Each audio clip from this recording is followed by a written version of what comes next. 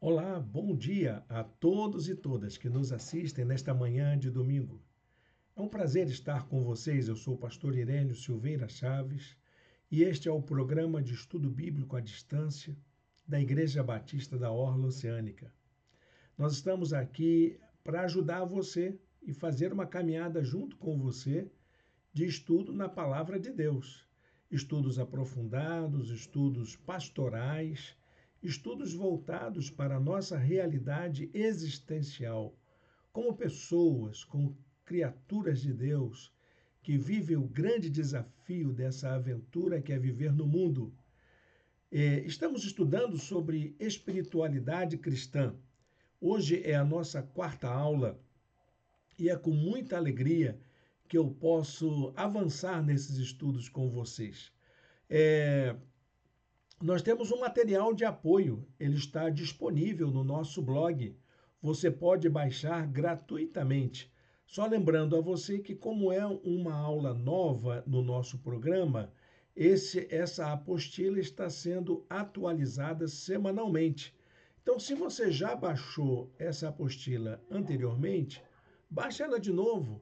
Vai ser bom para você acompanhar a aula de hoje, porque é na apostila que está postada no nosso blog agora que está a apresentação da aula de hoje.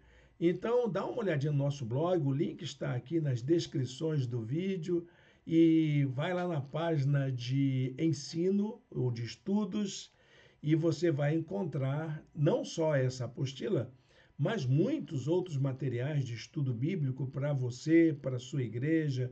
Você pode arquivar no seu computador, no seu celular, você pode compartilhar com o seu grupo de amigos, você pode também imprimir e fazer estudos com outras pessoas. Esse material é uma doação da nossa igreja, é um presente de nossa igreja para quem estuda a palavra de Deus conosco. Sem mais demora, nós vamos passar então à apresentação da nossa aula de hoje. Nós estamos empenhados nisso e hoje nós vamos então começar um novo assunto, vamos ter um novo tema sobre a espiritualidade cristã segundo as Escrituras. Está aqui a nossa apresentação e então vamos adiante nessa jornada de compreender como que a Bíblia nos ajuda a ter uma experiência de espiritualidade dentro de uma perspectiva cristã. Porque você sabe, nós já vimos em outras aulas que a espiritualidade, ela envolve a experiência humana e tem a ver com as matrizes religiosas nas quais estamos inseridos. E se nós somos cristãos, estamos inseridos dentro da experiência cristã, é certo que a Escritura tem algo a nos ensinar sobre a experiência de espiritualidade cristã. Vamos então adiante na nossa aula. Nossa aula de hoje vai falar sobre arte e cultura, espiritualidade, arte e cultura.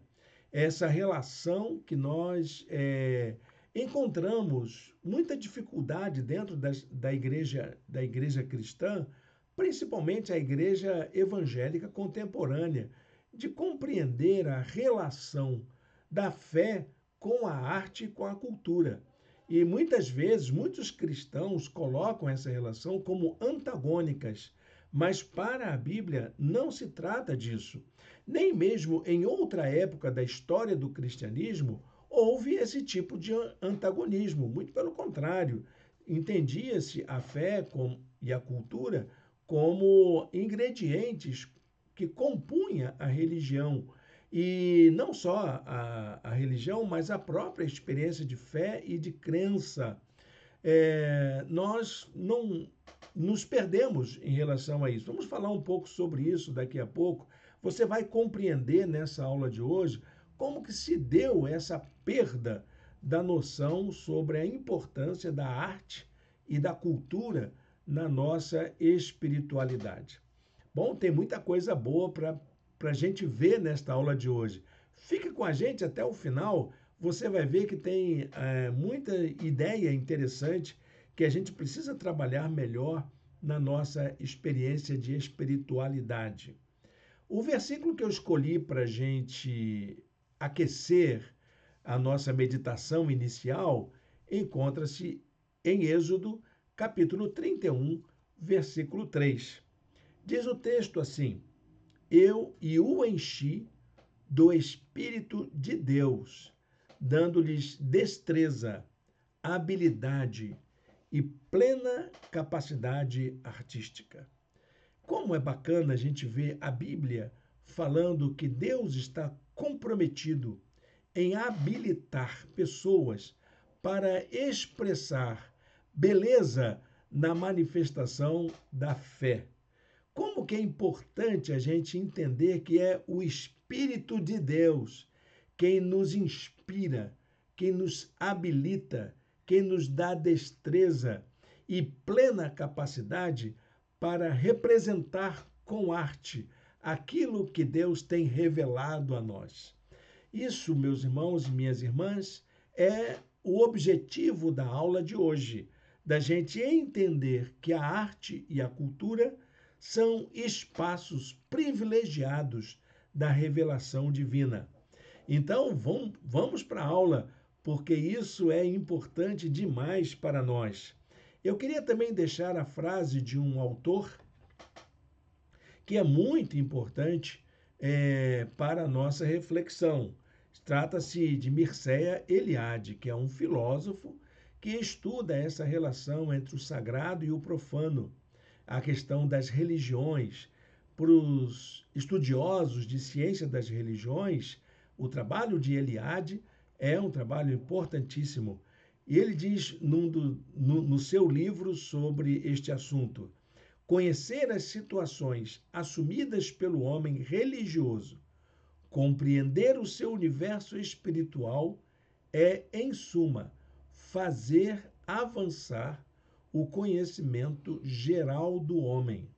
Ou seja, quanto mais eu conheço sobre a realidade humana, mais eu posso compreender sobre sua religiosidade, sobre sua fé, sobre sua crença. E o contrário também é verdadeiro. Quanto mais eu procuro conhecer sobre a religiosidade, a fé e a crença, mais a gente aprofunda o conhecimento sobre o humano. Porque é isso, todas as manifestações humanas, elas são importantes para a experiência de fé.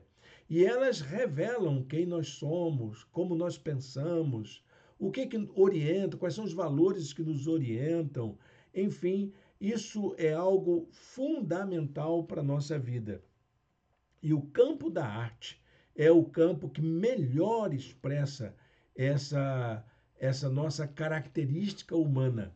É só o ser humano que consegue fazer arte de uma forma intencional, usando o seu imaginário, usando das formas simbólicas para representar aquilo que a gente crê. Então vamos para o conteúdo da aula de hoje. Veja bem, a espiritualidade cristã, já vimos em outros momentos, ela se dá em meio à cultura, pelo fato dela ser uma experiência humana. Então, pelo fato dela ser experiência humana, não há como a experiência de espiritualidade ser realizada fora do contexto cultural, porque a cultura é um fenômeno essencialmente humano. Então, a arte, nesse sentido, vai assumir um lugar de destaque na experiência de espiritualidade. Porque se a espiritualidade está na cultura e a cultura se expressa por meio da arte, com certeza esses assuntos estão interrelacionados. Como que a Bíblia trata essa relação entre espiritualidade, arte e cultura?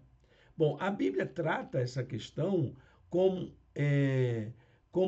as maneiras que a gente tem como sociedade, como pessoas, como criaturas de Deus, de demonstrar o nosso apreço ao Senhor, a nossa admiração pelo sagrado, pela criação, pela glorificação ao Deus que tudo fez, que não se cansa de cuidar de nós. É assim que a Bíblia observa o campo da arte e da cultura, como espaços onde nós expressamos os nossos sentimentos em relação a Deus, ao sagrado, à criação e a tudo o que ele fez, ao seu amor, à sua justiça, enfim, tudo que diz respeito à ação do divino entre nós. Por meio da arte e da cultura, expressamos sentimentos, expressamos o modo como compreendemos a realidade, expressamos o modo como entendemos o valor do cuidado divino e também expressamos a maneira como nós tratamos a criação divina.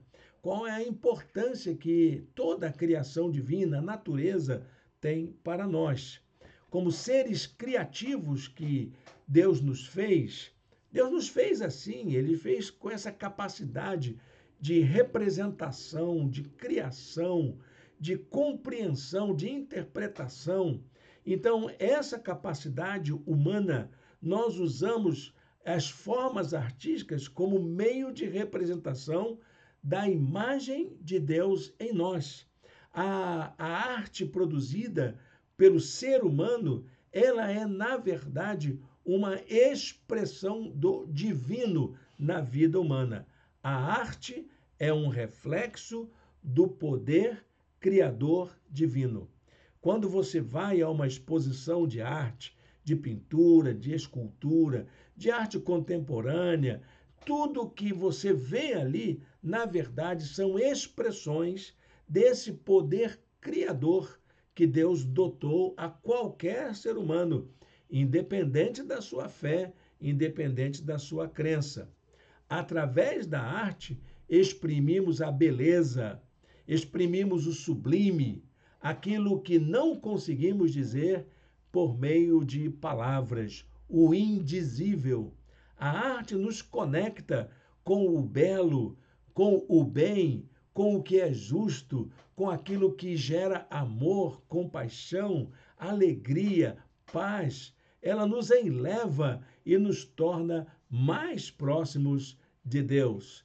Esse é o poder da arte. Se você nunca olhou para uma obra de arte com essa perspectiva, exercite o seu olhar nesse sentido e treine a sua percepção de que aquele que cria uma obra de arte, na verdade, ele está usando de um dom divino que Deus o dotou, independente dele ser cristão ou não, de outra religião, ateu. Se ele é alguém que produz arte, ele está fazendo uso de um dom divino. Então, desde o começo da Bíblia, que é aquela parte que os judeus chamam de Torá, a lei, né? Os 5 livros do Pentateuco, a Bíblia trata a confecção de obras de arte do ponto de vista estético, mas rejeita o seu uso de imagens ou ídolos para fins de adoração. Então, para a Bíblia, desde lá o começo, a obra de arte ela só tem valor no seu sentido estético, no sentido de contemplação, no sentido de produção de um efeito admirador, de alguém que está vislumbrado com a beleza, mas não é usada para fins de adoração, como se fosse uma idolatria. A Bíblia rejeita completamente o uso da obra de arte para fins de idolatria. Eu acho que isso é importante a gente registrar, não é? Porque muitas religiões abraçam essa ideia. E o cristianismo, de um modo geral, ele representa o sagrado. Há segmentos cristãos que fazem uso, inclusive, de representações artísticas, de santos, de pessoas ilustres da sua história, de símbolos da fé, mas, na verdade, nada disso para o cristianismo tem poder divino. Não é a esses objetos que nós adoramos ao Deus vivo e verdadeiro.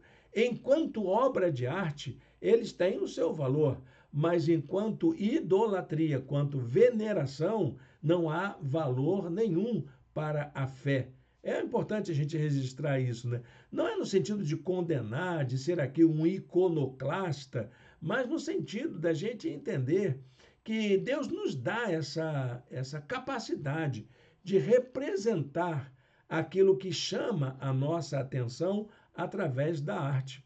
Mas Deus não nos autoriza a dizer que aquilo que está ali tem um poder divino. Ela é uma obra de arte, ela é resultado da nossa expressão humana. Olha o que diz lá em Êxodo capítulo 20, versículos 4 e 5. É um dos 10 mandamentos.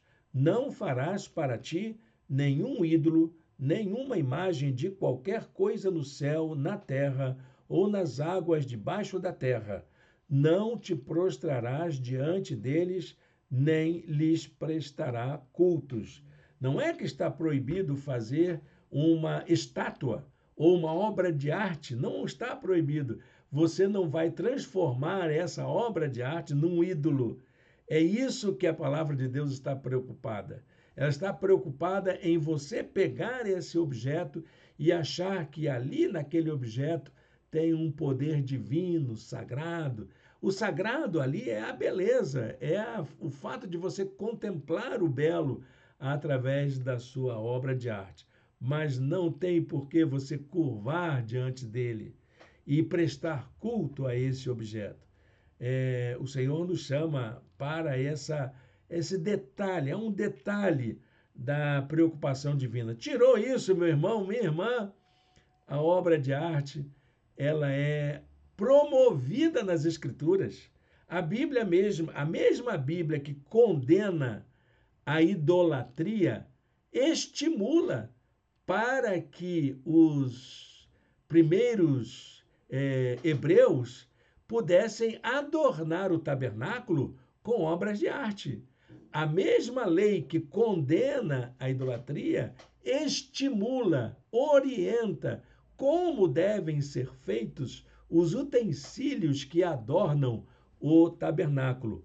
Então, ao mesmo tempo em que a lei de Moisés proíbe a confecção de imagens com finalidades cultuais e rituais, ela também orienta a criação de objetos de arte para ornamentar o tabernáculo. O lugar da adoração, o tabernáculo, o primeiro lugar de adoração que os hebreus confeccionaram lá no deserto, ainda no deserto, era repleto de obras de arte. O Templo de Salomão era repleto de obras de arte fina e de produzido com material de fina qualidade. Tanto que quando a cidade de Jerusalém era invadida pelos inimigos, era uma das coisas que eles visavam era saquear as obras de arte do templo. Meus queridos, minhas queridas, que informação importante, né? Deus sabe o que é a beleza e autoriza a que o seu povo ornamente a sua casa com obras de arte. Êxodo 25, 9, está lá a informação para Moisés. Façam tudo como eu lhe mostrar, conforme o modelo do tabernáculo e de cada utensílio. Deveriam ser usados artífices, técnicas apuradas, as melhores técnicas possíveis para que se produzisse toda sorte de utensílio para o santuário. Inclusive a arca da promessa, tudo era adornado com obras de arte. O campo que aborda essa importância da arte chama-se estética. A estética é um campo de estudo da filosofia e analisa essa relação que nós temos com o belo. Para nós, e a gente sabe que o belo é aquilo que aparece aos nossos olhos, é aquilo que aparenta e que nos encanta. Então, o papel do belo é muito importante na nossa compreensão da realidade. Esse campo tem a ver com a importância dos sentidos, a importância da corporeidade, das representações da beleza no nosso meio. Do ponto de vista da história da arte, durante todo o período que nós conhecemos até o fim da Renascença, nós encontramos a obra de arte relacionada à fé. Então, todas as obras de arte eram ligadas à expressão religiosa. Aí, com a Renascença, essa relação da obra de arte com a religião começou a se distanciar. E aí se começa a falar de uma arte sacra e de uma arte secular. Então, é no período da Renascença, séculos XIV até o século XVI, que há essa ruptura, em que a obra de arte é tirada da expressão religiosa. Até que na modernidade, que é o século XVII, a teologia, então, vai fazer uma ruptura completa, que nem mesmo a obra de arte religiosa vai ser valorizada, principalmente nos meios protestantes, que vão adotar princípios iconoclastas de destruição dos ídolos que existiam nas igrejas, né, que se tornavam protestantes ou que entravam para a reforma. Entendiam que aquelas imagens dos santos, dos heróis da fé, do cristianismo, eram, na verdade, ídolos e não cabiam adoração na casa de Deus, nos templos religiosos.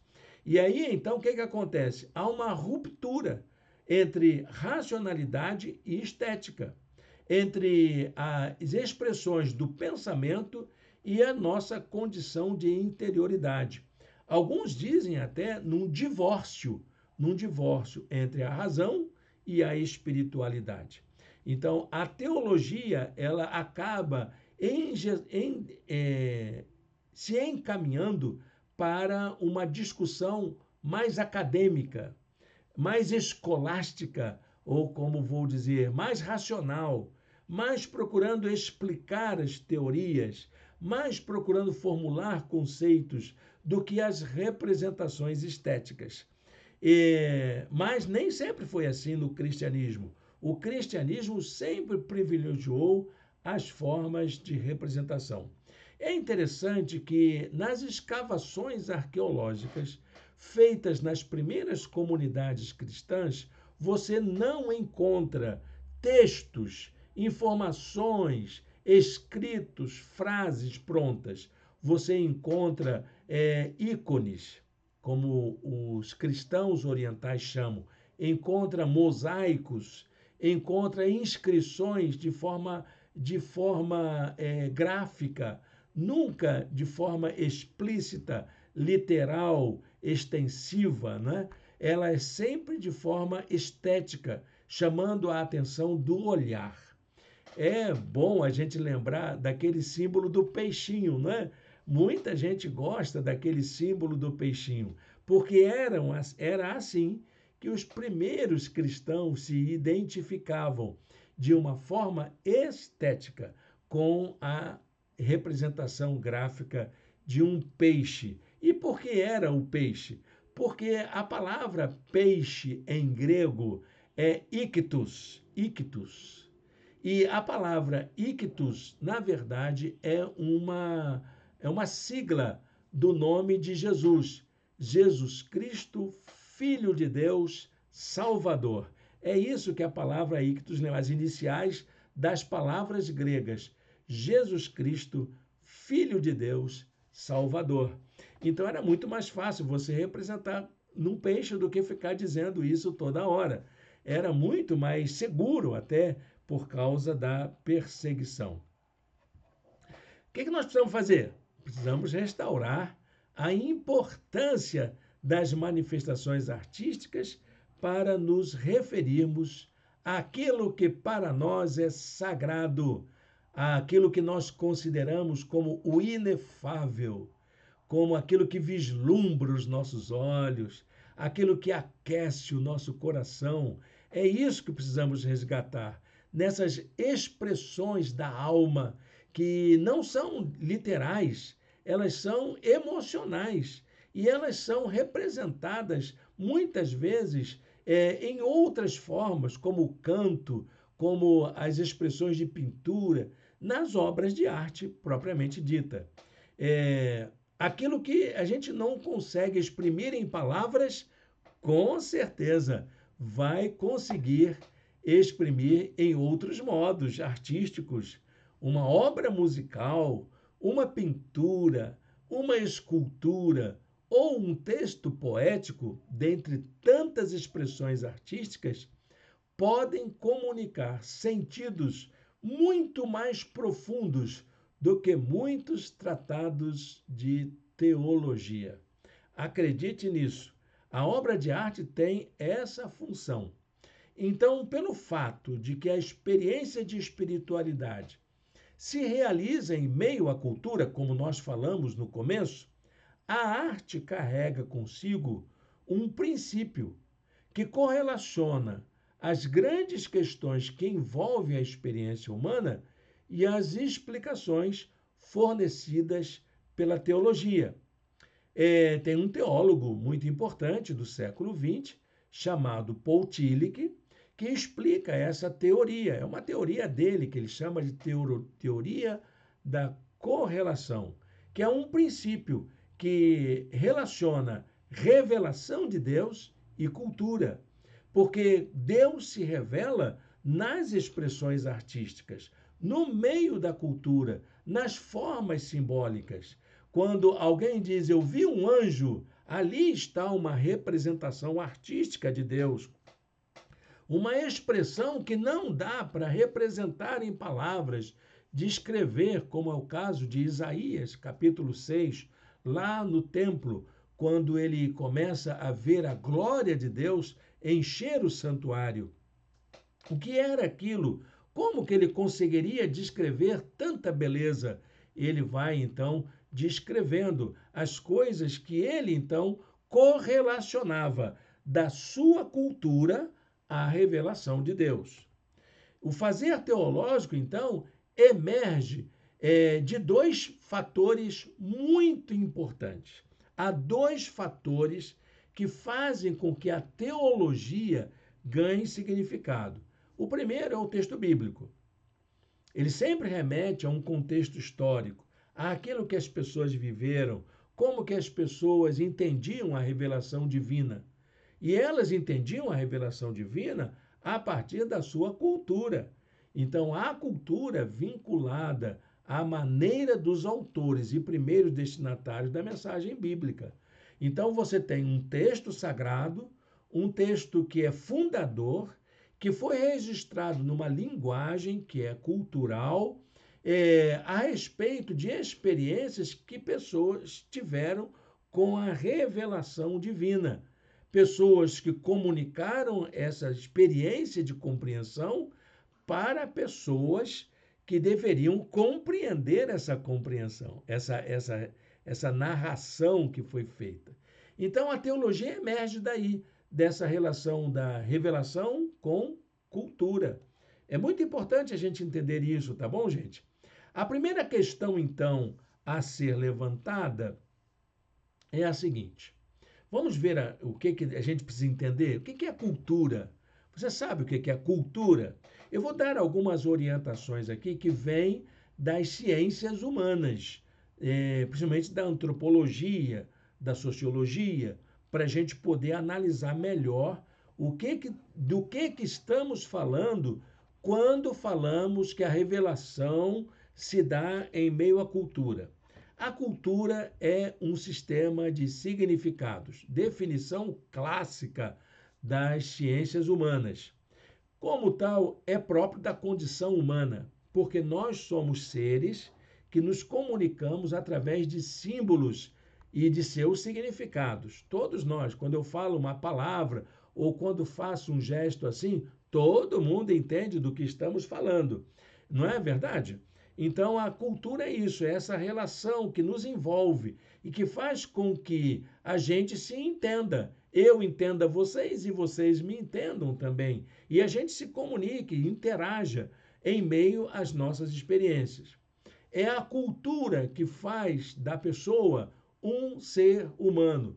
Se tirar a cultura do ser humano, nós vamos viver como antropóides, como qualquer outro antropóide que existe no planeta, porque nós não teríamos condições de interpretar aquilo que está à nossa volta e os significados das coisas que acontecem.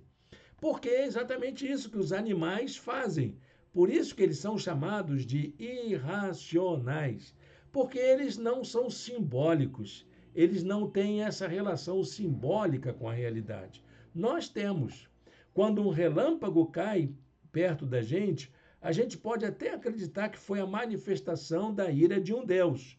Um animal, ele vê apenas uma ameaça à sua segurança e ele se esconde. A gente não, a gente vai procurar agradar esse Deus irado que está mandando relâmpagos sobre a gente.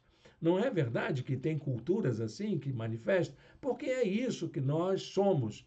Nós somos seres que produzem significados. Somos animais em busca de significação. Muito importante. Eu não sei quem disse isso, mas eu gosto dessa ideia, porque é assim que nós construímos a nossa humanidade. Então, a partir da cultura, a vida em sociedade se organiza e se percebe a realidade vivenciada. Isso se dá pelo fato de a cultura se realizar através das representações, as formas simbólicas, e das ações das pessoas em um grupo social. Ações que são convencionadas, que são combinadas entre si e que as pessoas sabem partilhar umas com as outras, de tal maneira que a gente sabe quando alguém está irado, quando alguém está aborrecido, quando alguém está feliz, porque as formas simbólicas de representar a ira, a alegria, os sentimentos, a tristeza, a dor, elas são entendidas e interagidas para que possam ser compreendidas, ok? O ser humano, então, é o grande ator da cultura.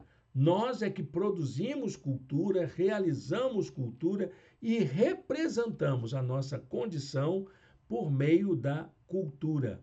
A ação humana, pelo fato de estar vinculada à cultura, então, ela vai deixando rastros. Eu vou expressando. Então, há aquelas pinturas rupestres, né, nas cavernas, e ali a gente sabe que teve um ser humano, porque ele escreveu na pedra a marca da sua presença. Eu gosto muito de falar sobre isso quando falo com os meus alunos sobre a questão cultural. Você, por exemplo, conhece a região do Egito, as margens do famoso rio Nilo.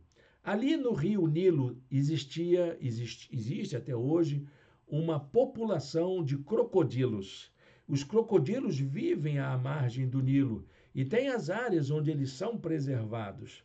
Você, então, se quiser fazer um trabalho arqueológico sobre a população dos crocodilos no rio Nilo, você não vai encontrar muita coisa do seu passado, mas vai saber que ali sempre existiu crocodilo. Desde que mundo é mundo, margem do Egito, do rio Nilo no Egito, tem crocodilo. Mas você não tem vestígios como eram os crocodilos há 1000 anos atrás, 2000 anos atrás, 10 mil anos atrás. Você não tem nenhum registro disso. Só vai encontrar que eles estão ali vivendo a sua crocodilagem naturalmente, como sempre fizeram. Mas se você fizer uma busca arqueológica sobre a presença humana, você vai descobrir vestígios de como eles viviam há 1000 anos atrás, há 2000 anos atrás, há 10 mil anos atrás, porque as populações deixavam os vestígios de sua passagem na natureza. É isso que é a cultura, é aquilo que deixa marcas na vida da gente, É por isso que eu sei que um nordestino é nordestino, o japonês é japonês, porque tem vestígios disso na conduta da vida. As populações, as sociedades, deixam marcas da sua presença no lugar onde elas vivem. Então, a vida em sociedade deixa vestígios através dos quais podemos identificar as histórias e as formas de vida das pessoas. A cultura se expressa por meio da linguagem, da arte, dos costumes, dos saberes e das crenças. Todos os povos, mesmo aqueles que dizem por aí que são selvagens, que são atrasados, entre aspas, né? Eles também têm sua cultura avançada, extremamente organizada, como a cultura de qualquer um dos povos tidos como desenvolvidos. Assim que é a cultura. A cultura lida com a linguagem, com a arte, com os costumes, com os saberes, com as crenças. Poderia dizer aqui habilidades, artesanato, né? Tanta coisa bonita que a cultura se expressa. A Bíblia apresenta o mundo da cultura como o espaço da revelação divina. Porque é nesse mundo da cultura, onde está a arte, a linguagem, o costume, os saberes e as crenças, é nesse espaço onde Deus vai se mostrar. Ele vai se revelar. Revelar, todo mundo sabe, é tirar o véu. Ele vai se mostrar conhecido para todas as pessoas. Como que ele age, sua bondade, sua justiça, seu amor, serão conhecidos das pessoas em meio à cultura. Não cá fora dela.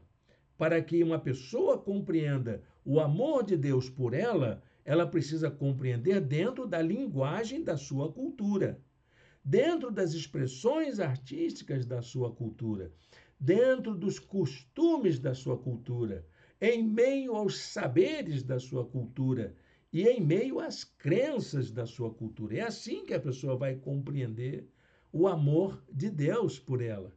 Porque Deus mostra-se amoroso através ou melhor, em meio às expressões culturais dela, nunca fora dela.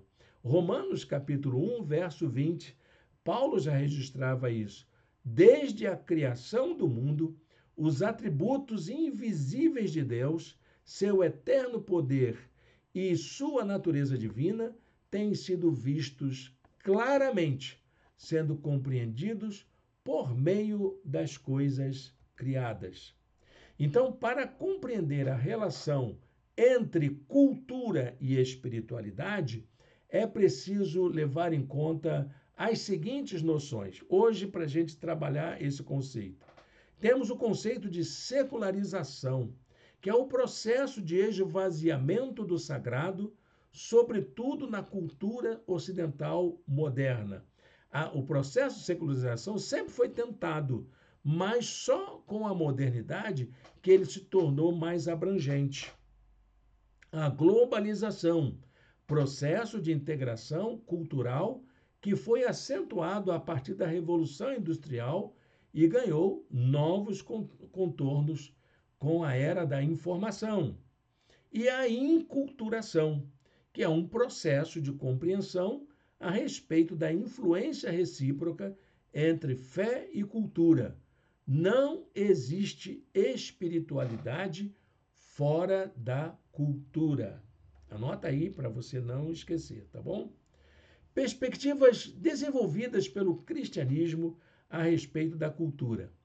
Há um texto muito interessante de Niebuhr, Cristo e Cultura, e ele fala um pouquinho sobre isso. Eu tentei adaptar aqui para a gente compreender melhor. Ele fala das seguintes possibilidades que o cristianismo utilizou para compreender a Escritura. Ele fala da assimilação, que é o Cristo da cultura. O cristianismo é compatível com o contexto sociocultural. É uma abordagem. A rejeição, ou Cristo contra a cultura, considera o mundo como oposto à fé em Cristo. Há o princípio da síntese, ou o Cristo acima da cultura. O mundo, como criado por Deus, possui coisas boas e válidas para a vida, mas somente a graça de Deus pode proporcionar vida plena. Há a compreensão da tensão, uma perspectiva da tensão, ou Cristo como um paradoxo da cultura. É possível estar no mundo, mas não ser do mundo. Você já ouviu falar em algumas dessas explicações? Temos a quinta expressão, que é a conversão, ou Cristo transformador da cultura. A fé em Cristo transforma a cultura e, de fato, muda a realidade, muda as compreensões. William Carey, que foi para a Índia, ele pregou durante toda a sua vida, cerca de 40 anos de atividade missionária, lutando contra um costume da cultura indiana, que era de queimar a viúva junto com o falecido. Então, a viúva era amarrada ao corpo do marido. Isso era cultural. E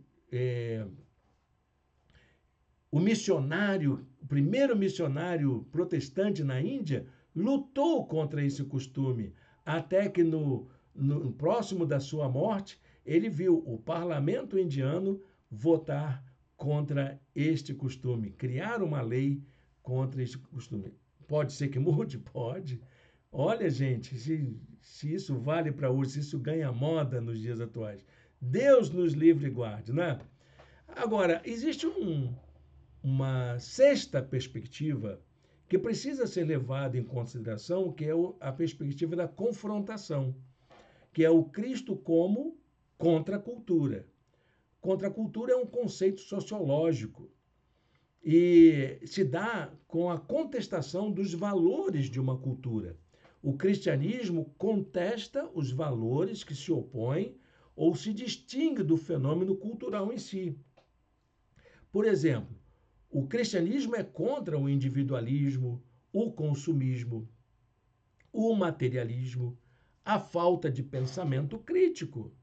Então, isso é contra a cultura.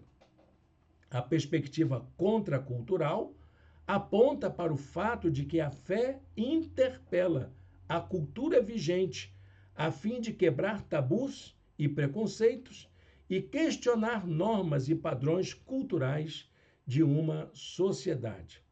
Romanos capítulo 12, verso 2 é o grande versículo contracultural. Não se amoldem ao padrão deste mundo, mas transformem-se pela renovação da sua mente, para que sejam capazes de experimentar e comprovar a boa, agradável e perfeita vontade de Deus. A segunda questão a ser levantada é sobre a obra de arte, a relação da espiritualidade com a arte. Então, desde o começo, o cristianismo tem procurado expressar, de forma simbólica, as suas afirmações de fé e de espiritualidade através de gestos, poesia e representações gráficas. Lembra a história do peixinho? É exatamente isso que os cristãos começaram a fazer. O simbólico é a dimensão das representações, a forma como expressamos o que está em nosso imaginário.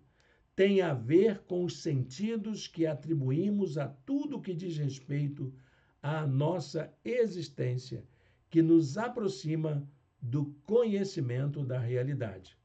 A espiritualidade, então, no campo da arte, aponta para o valor da criatividade humana. Deus nos fez como seres criativos, de tal modo que a nossa capacidade criadora é reflexo da criação divina.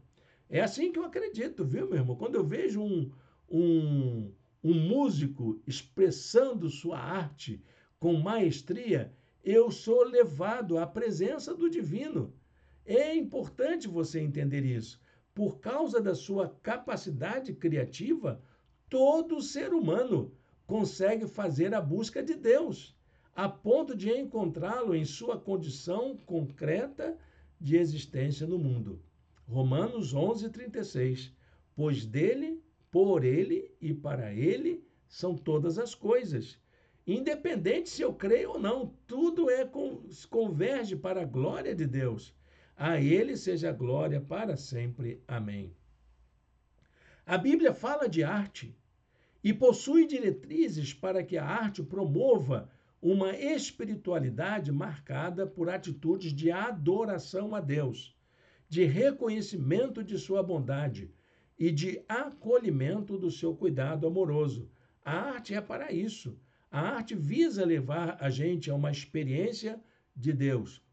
A relação entre as Escrituras e a arte implica um convite para que a gente possa compreender o mistério divino e fazer com que ele seja encarnado na realidade humana.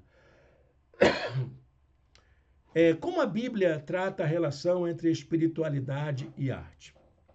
Bom, eu tenho para mim que são dois modos com que a Bíblia trata a relação entre espiritualidade e arte. Primeiro, a arte como expressão de nossa atitude perante o sagrado.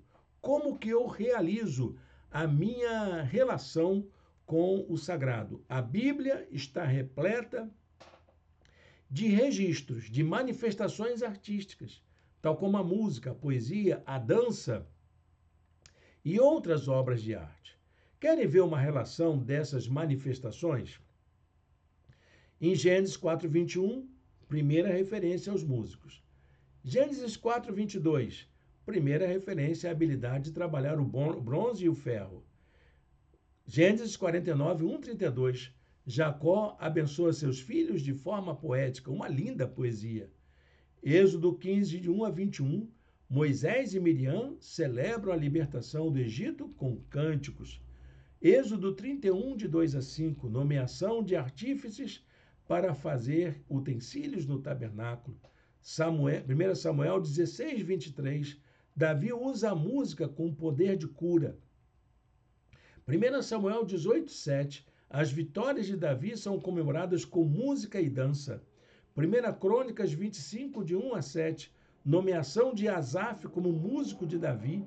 1 Crônicas 28:19, Davi entrega a Salomão os projetos arquitetônicos e os materiais para a construção do templo.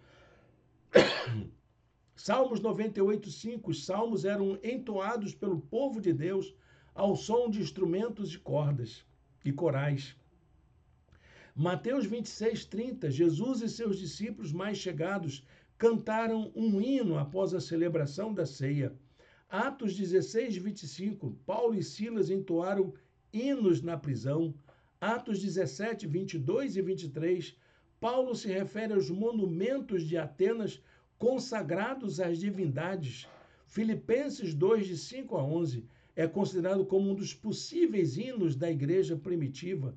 Colossenses 3:16, Paulo orienta que cristãos louvem a Deus com salmos, hinos e cânticos espirituais. Apocalipse 5:9-19 é um dos hinos entoados na eternidade, segundo a visão de João. Apocalipse 21:10-14, a visão artística da cidade celestial. A Bíblia está repleta de arte. A segunda coisa importante que eu percebo na relação das Escrituras com a obra de arte é o fato de que a arte é uma expressão de nossa adoração a Deus. Não é só uma maneira como nos relacionamos com o sagrado, mas a maneira como adoramos ao Senhor. A espiritualidade nas Escrituras está ligada à experiência de encontro com Deus e resulta sempre na glorificação do Senhor. Por essa razão, as maiores referências sobre arte na Bíblia estão vinculadas à adoração. Nas obras de arte que servem como forma de nos aproximar de Deus e nos relacionarmos com Ele, vamos encontrar uma variedade delas. Eu fiz um levantamento aqui sobre algumas dessas manifestações artísticas e como elas aparecem nas Escrituras. Veja bem, a música. cantem-lhe uma nova canção, toquem com habilidade ao aclamá-lo. Salmo 33, verso 3. Cantarei ao Senhor, cantarei, comporei músicas ao Senhor, ao Deus de Israel. Juízes 5:3. O canto pôs um novo cântico na minha boca, um hino de louvor ao nosso Deus. Muitos verão isso e temerão e confiarão no Senhor. Salmos 40, verso 3. A dança. Alegre-se Israel no seu Criador, exulte o povo de Sião no seu Rei. Louvem eles o seu nome com danças, ofereçam-lhe música com tamborim e harpa. Salmos 149, 2 e 3. A arte de um modo geral, pois Deus é o Rei de toda a terra. Cantem louvores com harmonia e com arte. Salmos 47, verso 7. A poesia, com o coração vibrando de boas palavras, recito os meus versos em honra do Rei. Seja a minha língua como a pena de um hábil escritor. A arquitetura. Salomão também fez janelas com grades e molduras por todo o templo, desde 1 Reis, capítulo 6, verso 4. Algumas traduções utilizam a ideia das molduras como entalhadas, molduras feitas com arte. Desde Sião, perfeita em beleza, Deus resplandece. Sião era a cidade, Jerusalém, que era considerada uma bela cidade, avistada no alto de um monte a longa distância. Salmos 52. A escultura. Por isso, mande-me um homem competente no trabalho, com couro, com prata, com bronze, com ferro, com tecido roxo, vermelho e azul. Olha a combinação de cores, né?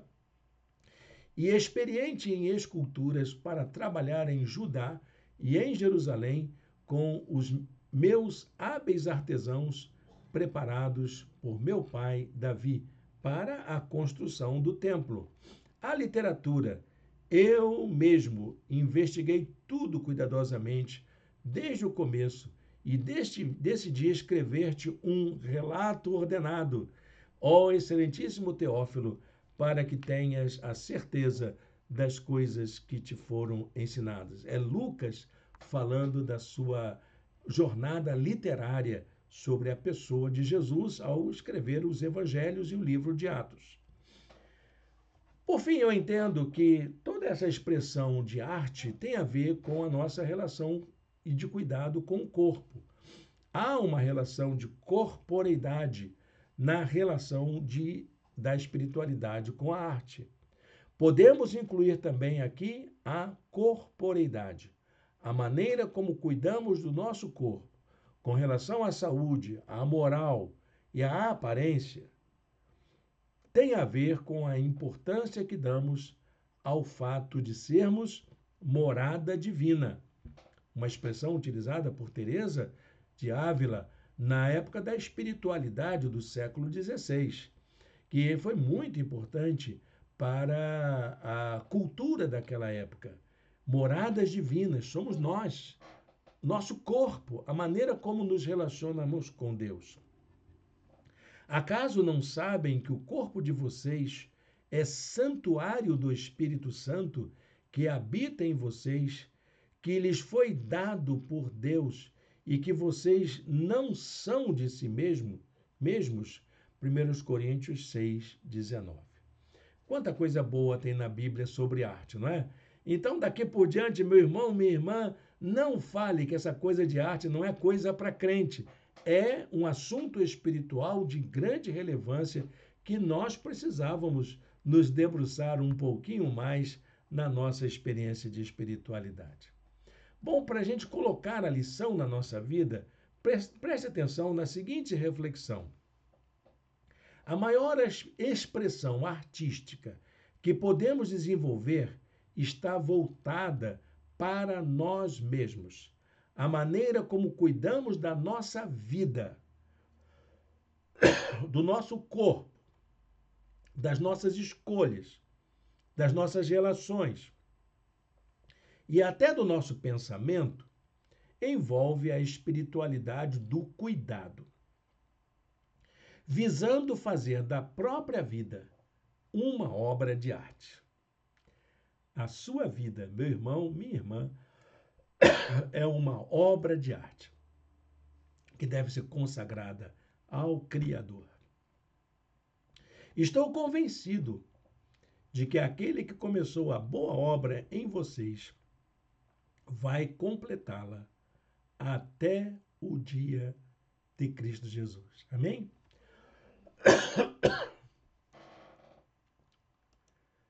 Vamos orar ao Senhor? Que essa lição possa ajudar você a ser uma pessoa que possa exprimir toda a sua fé, toda a sua confiança com arte, a começar da nossa própria vida, que ela seja uma obra de arte que demonstre o poder do Criador. Amém? Senhor Deus e Pai, obrigado por esta manhã, por esta palavra. Ajuda-nos, ó Deus, a termos uma experiência profunda contigo e a cuidarmos, ó Deus, das representações, da forma como demonstramos o teu amor por todos nós. Dá-nos sabedoria cada dia, em nome de Jesus. Amém. Amém, meu irmão, minha irmã? Estamos chegando ao final de nossa aula de hoje. Quero agradecer a sua companhia aqui e fazer um convite a você para estar conosco em nosso espaço para adorarmos ao Senhor. Estamos seguindo com a série de mensagens sobre as expressões de amor que nós, como pessoas, podemos demonstrar uns aos outros. Se você deseja participar, coloque o seu nome aí nos comentários e nós vamos entrar em contato com você para combinarmos um dia de visita. Ok? Eu agradeço a sua companhia aqui e que Deus o abençoe ricamente.